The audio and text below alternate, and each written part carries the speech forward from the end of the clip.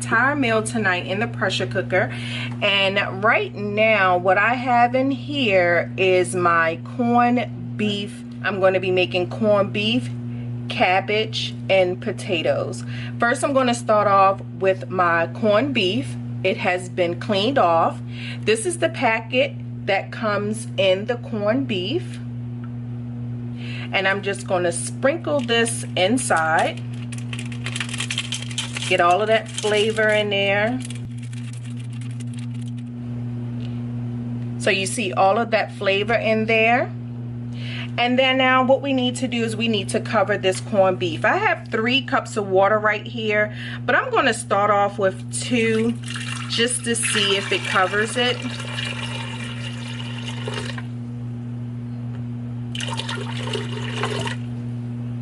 Okay, so I think I'm going to pour the whole 3 cups in here. And now we're going to cover our pressure cooker. So I'm going to hit the pressure cooker button, and you see how it turns blue on the pressure cooker. I'm going to turn this to 1 hour because we're going to do our meat for 1 hour. Then we're going to put our cabbage in and our potatoes. So we're going to do this for 1 hour. And now we have to wait for the pressure cooker to build up pressure.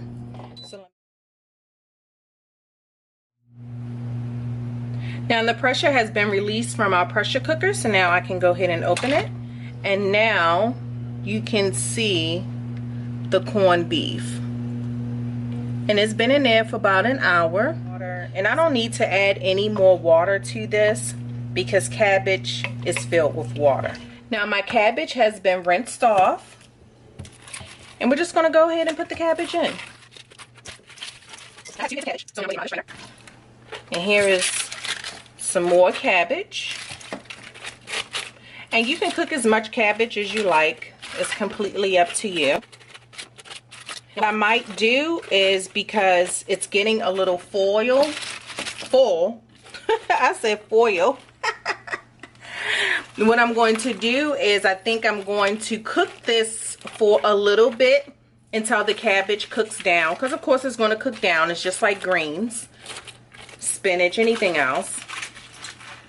And then I'm going to add the rest of my cabbage because I have a little bit more cabbage left in my bowl.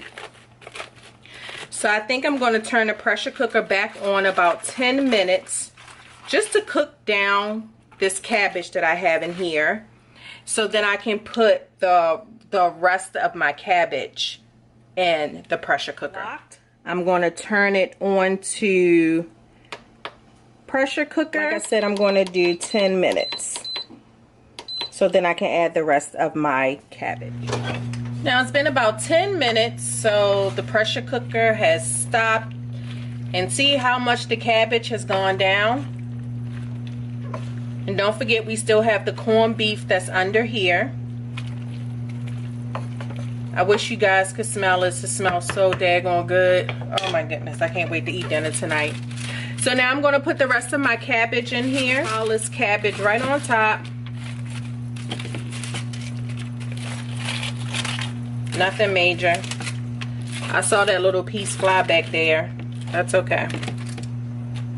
So now my cabbage is on top. Now I'm going to get my potatoes. And I keep the skin on my potatoes just because I like the way it tastes.